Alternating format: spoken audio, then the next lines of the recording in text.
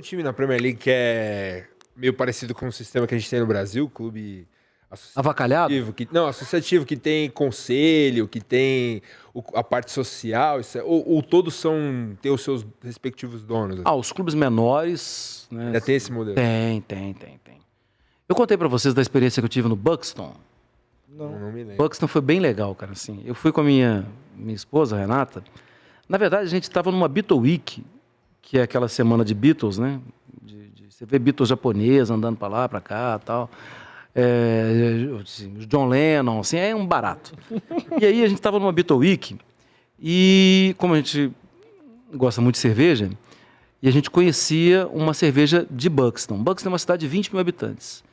Aí a gente olhou a programação e falou, Renata, vamos amanhã para lá? Estava em Liverpool. Vamos amanhã para lá? A gente acorda cedo, pega o trem, é 2 horas de lá, não era tão perto. Pega o trem, fica lá durante o dia, vai na cervejaria e volta. Come por lá e volta depois. Para a programação da noite. Falou, vamos. Chegamos lá, fomos direto na cervejaria, bebemos, uma delícia, cidade encantadora, 20 mil habitantes, sem ninguém. Uma delícia. E aí eu fui e falei, peraí, deixa eu dar uma olhada aqui. Tem um time de futebol na cidade. E era, como a cidade é pequena, era assim, andando 15 minutos você está no clube. E fomos para o clube. O presidente do clube, ou vice-versa, tá? O presidente do clube era Liverpool, o diretor de futebol era City.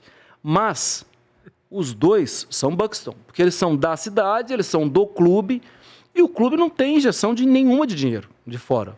É o dinheiro da comunidade, é os caras que ajudam ali. E a grama, Felipe, numa boa, se me der sal e azeite, eu como, fácil. Porque a grama verdinha, maravilhosa, paradinha, com um salzinho e azeite. Cara, essa é uma dúvida que eu tenho. 7ª divisão, mais ou menos. Cara, essa é uma dúvida que eu tenho, que a gente já vê discutindo com muito pouco profundidade aqui no Brasil. Quando a gente vê...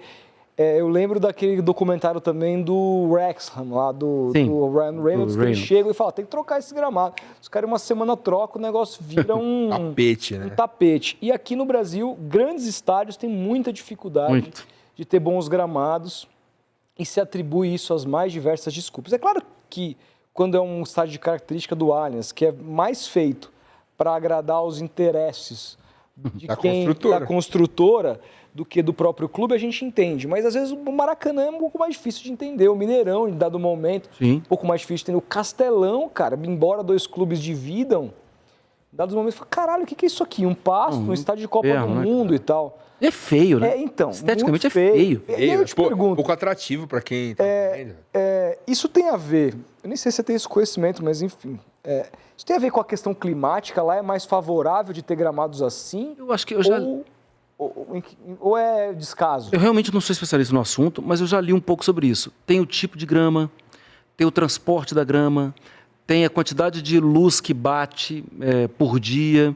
Por isso vocês já viram, né? E eu não sei se vocês já viram em casa, às vezes quando acaba o jogo, porque já saí do estádio 2 horas depois do jogo, né? Tanto na rádio como na TV, porque você está no ar, aliás, eles já ligam aquela... Vocês já viram isso? Tipo uma escada, que é grande, assim, e com refletores. Já. E eles estão ali tratando a grama. E muitas vezes, um português bem claro, isso é caro. E muitas vezes os clubes, as prefeituras, os estados, porque alguns clubes não são alguns estádios não são dos clubes. Sim. Eles não querem botar grana ali, né? Para tratar bem daquele tipo de grama. E a grama precisa ser bem tratada. Por exemplo, a situação... Qual é o estádio, hein? Bom, não estou lembrando. Um estádio aqui no Brasil tem, assim, 2, 3 rios que passam embaixo. Morumbi. É o Morumbi? Morumbi. 2, 3 rios que passam embaixo. Cara, é uma tarefa, né? Você entender a quantidade de água que está ali embaixo e você entender que aquilo não pode... Agora está fazendo obra para evitar problema no gramado. Então, não acho que é de fácil resolução, mas alguns casos é fácil resolução. É investir melhor. E aí, muitas vezes não é o clube, muitas vezes é a prefeitura, que é a dona do estádio, ou o estado. Você é contra gramado sintético? Eu não gosto da ideia. Mas, não sei, acho que foi o Abel que falou sobre isso, né?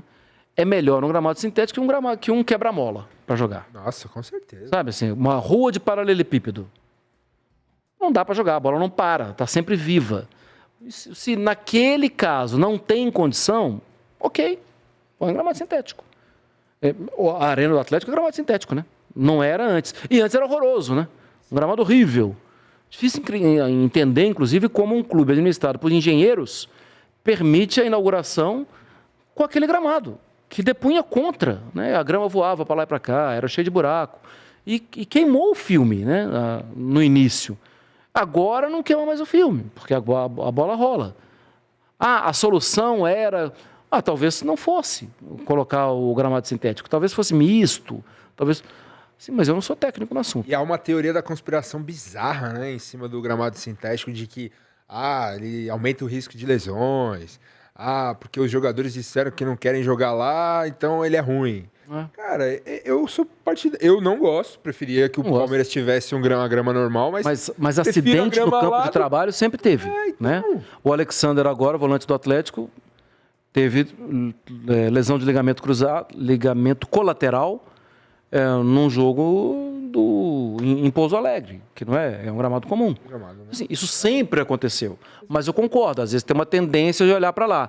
E se os números forem bem maiores mesmo, assim, tá errado, né? Exato. Corrige isso aí. Vai lá na FIFA e fala, proíbe. Eu só não acho que dá para mudar. Não são essas.